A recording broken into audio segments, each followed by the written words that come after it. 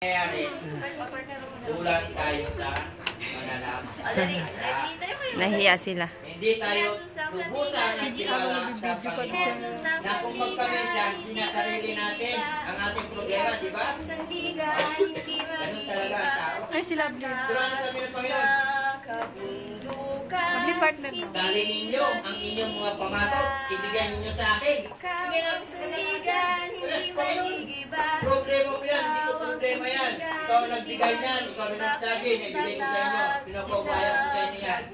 Bigyan niyo po ako ng solusyon. Hindi ba? Ako ang sandigan, hindi magigiba. Ako ang sandigan, hindi magigiba. Kasi sa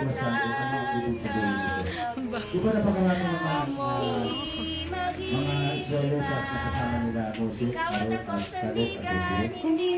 Bakit yung 12 lang ang binabanggit dito at yung 10 lang ang umatras? Bakit hindi dito binanggit yung karamihan? Bakit dito po binanggit ay ang 10 lang sapagkat yung lang 10 ang umatras dito?